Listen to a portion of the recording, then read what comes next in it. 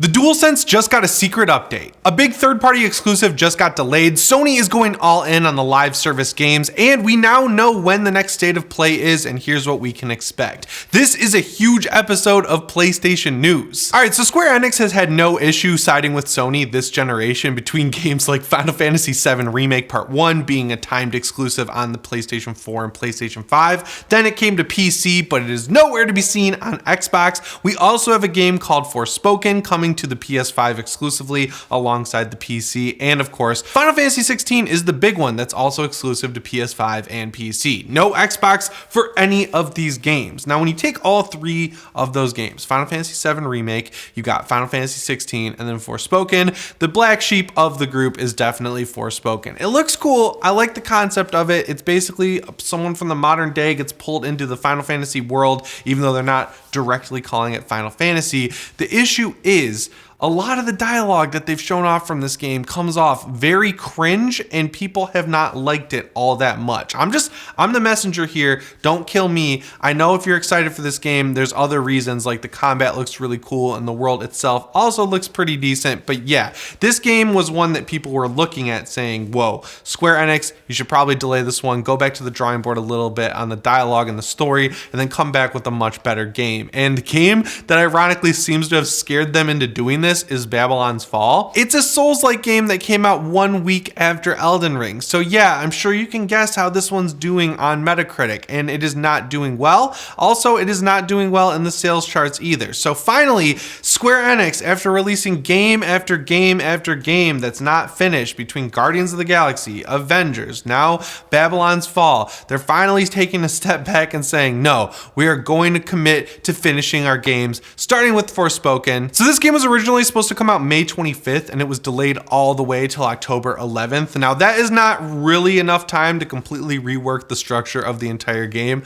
unless you're Bungie working on Destiny 1, and I'd argue that they didn't really quite make it there by the time that game launched way back in the day. But yeah, this seems like a 5-month delay to iron out the bugs, get some of the script worked out, and really just make sure this game is actually 100% finished. Or it'll come out and it'll be 80% done, and then we'll all sit there wondering what state it was in when it was supposed to come out back in May. Kind of like people are wondering with the Halo Infinite multiplayer, which the new season got announced and they're only adding 2 maps in. So I don't know what's going on over there at 343 Industries either, but yeah, this whole trend of games coming out halfway done, this gotta stop. And I'm glad that Square Enix is finally putting their foot down and saying, no, we're gonna give this game more time to sit in the oven and cook, and it'll be ready hopefully when it's done. Real quick before I jump into the next story, guys, I just got addicted to Technic Lego sets, which somehow are even more expensive than the regular Lego sets I've been buying. As you can see, I've got the brand new Batmobile. Yes, I have decided to make my personality around this film. No, I will not be answering any questions, but if you want to give me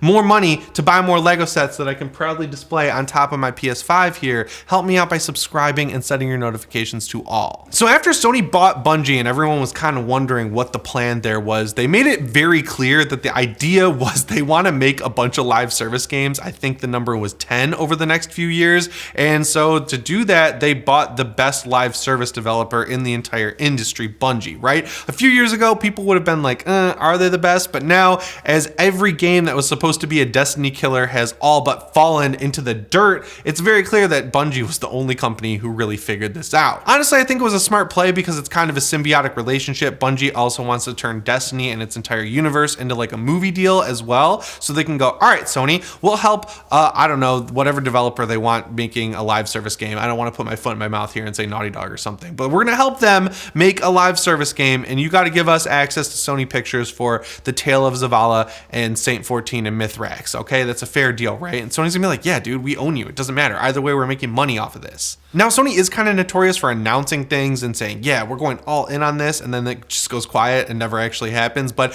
it really does seem like they are going all in on this live service deal, because they just put out a job listing for a vice president of this whole live service division of PlayStation Studios. The job listing specifically reads, as head of live services, you will be responsible for the ownership and successful delivery of the PlayStation Studios live service operational framework. You will be responsible for architecting a cohesive cohesive and integrated live services business, strategy, production strategy, and operational framework to deliver commercial success. The most interesting thing, and kind of like the biggest sigh of relief to me with this whole job listing, is that it makes it seem like there's going to be a whole separate section of the PlayStation Store dedicated to these types of games. Like, people were obviously scared when this Bungie purchase went through that Sony was just going to go all in 100% on live services and leave their bread and butter, the single player third-person action open world game, behind, and that is clearly not the case. They're looking at this as a whole separate development lane where they can make new types of games that also thrive on PlayStation, while their other boxed $70 games do just as well as they're doing now, if not better, and I think that's the best way to do this. What we're really going to have to wait and see though is how this shakes out in terms of which teams are going to be put on development of these games. Sony has been buying up a lot of studios, right? Like Housemarque, who made Returnal. They were also working on a battle royale, which I would argue does not suit their development style at all, but I could see them making a really cool roguelite style live service game. Like, add loot elements to Returnal, and I think you get a lot more replayability out of that game, because right now when you finish it, it's done. They also just bought Bungie, but I don't think Bungie is going to be working on a new live service game. They already have Destiny 2, which is the live service game, so I think they're off the table. Naughty Dog is working on a multiplayer game centered in The Last of Us 2's universe. I could see that having live service elements more akin to like what we're seeing in Gran Turismo 7. But yeah, Sony's going to need to buy some new studios, and they said when they bought Bungie that they were not done buying studios. So I wouldn't be surprised if the studios they're looking at picking up in the future have more of a live service bent, or are looking to make a live service game in the future. But the silver lining here is that if you're into live service games, you're going to have a whole section of the PlayStation Store with games that are going to be catered to your taste. And if you don't like live service games, you can completely ignore that section of the PlayStation Store and still be hyped for games like God of War Ragnarok. You know, it's kind of cool. You get the best of both worlds here. All right, so we've been talking about for what feels like months now about this rumored state of play that's going to be the big one. It's going to have some release dates. It's going to have some new games announced. Games like Harry Potter and the Order of the Forbidden Journey. What the fuck is Hogwarts Legacy? It's called Hogwarts Legacy. We're going to get release dates for stuff like God of War Ragnarok. We're going to get a huge remake announced. There's going to be some cool stuff we haven't even heard of allegedly at this event. Like, all the big leakers have been talking about it. And finally,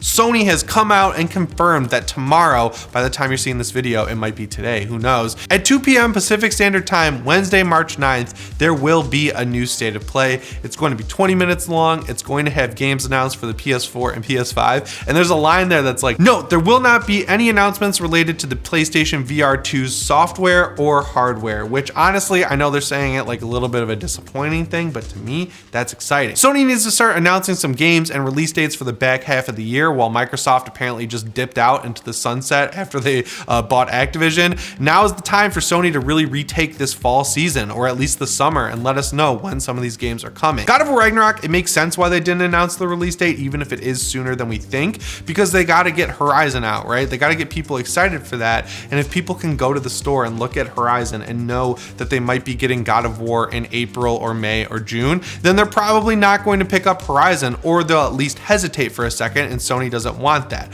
Another game which I think we'll probably get a launch trailer for during the state of play is the sort of forgotten Bethesda game that's exclusive to PlayStation for a year, Ghostwire Tokyo. As much as Sony's not marketing this game, the trailers they put out for it have been really good. I like Tango Gameworks games a lot. I like The Evil Within. I love The Evil Within 2. I'm going to give this one a chance when it comes out at the end of March. We're also supposedly going to see some sort of PlayStation remake, whether that's a new Infamous game or a retelling of the first game, a new Sly Cooper game, this fabled remake of Metal Gear Solid 1, a new Silent Hill game that's maybe a remake of Silent Hill or Silent Hill 2. Who knows what it is? I'm excited for it. I like these PlayStation remakes. Demon's Souls, oh my god, that was a really damn good remake. So if Sony can keep that high bar of quality they set with that game, and Shadow of the Colossus, I think we have a lot to be excited for in the back half of the year. I'd also like to see some more PC port release dates. We know Ghost of Tsushima is coming to PC. That looks like it's going to be the next game in line. I hope that one comes to PC sooner rather than later, because I want to play that thing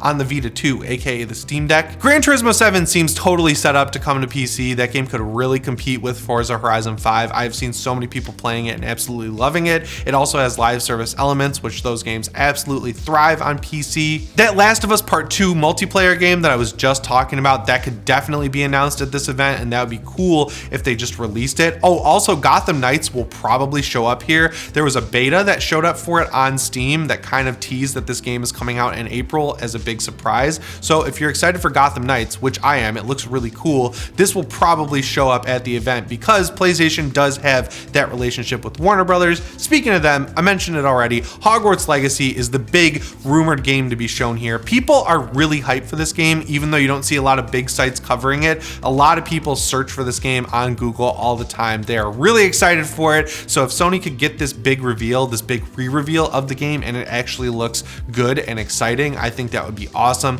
But yeah, they're gonna have to fly through these trailers, man, because 20 minutes will go by really quick. And again, I'll be giving my thoughts on the event in the next video, so if you want to see all of that, make sure you're subscribed to the channel. Alright, so now that the DualSense has been out for over a year and the dust has kind of settled on all of its next-gen features, there's clearly some work that needs to be done on Sony's end. The two biggest offenders were the spring and the triggers, and now the issue of stick drift, which happens for most users on the DualSense after about a year, which is not great. Unfortunately, they haven't fixed the stick drift issue just yet, which really sucks because that's a bad issue that they knew about going into this generation, but they seem to have fixed the triggers because the YouTube channel Tronics Fix took apart a new DualSense with the new colorways that have come out. He specifically noticed on the Nova Pink, Starlight Blue, and Galactic Purple controllers that the spring was increased from 0.25 millimeters to 0.3 millimeters. And if you look at them side by side, you can definitely see that the new spring is thicker. Now, unfortunately, this apparently isn't showing up in all DualSense controllers just yet, but this will stop wear and tear on the triggers. One of the biggest changes from the DualShock 4 to the DualSense was the triggers with the adaptive triggers and the haptic feedback and all that. So yeah, I want to make sure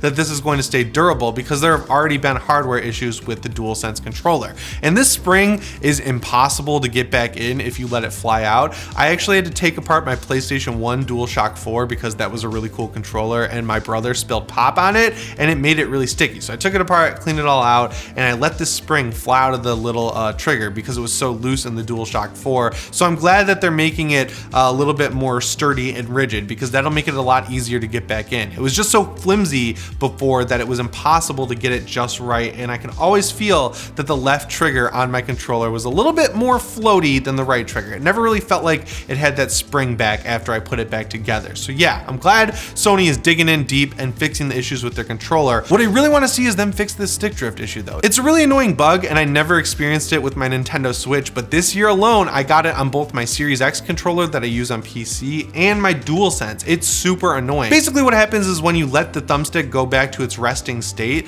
the little cursor on the screen in a game like Assassin's Creed or Destiny 2 will just start to float downwards, and then when you see that happen, you go, oh no, I've got stick drift. And if you're playing a game and the left stick is the one that starts drifting, you'll just see your character start moving. And it was a really big issue for a lot of people in Horizon Forbidden West. So Sony apparently will fix this very easily just by sending in the controller, but it shouldn't be an issue at all. They should update the controller, put out a new iteration of it that has this issue fixed. I'm assuming we'll just have to probably wait until the slim model comes out and then they'll start shipping it with that, because that's what they did with the DualShock 4.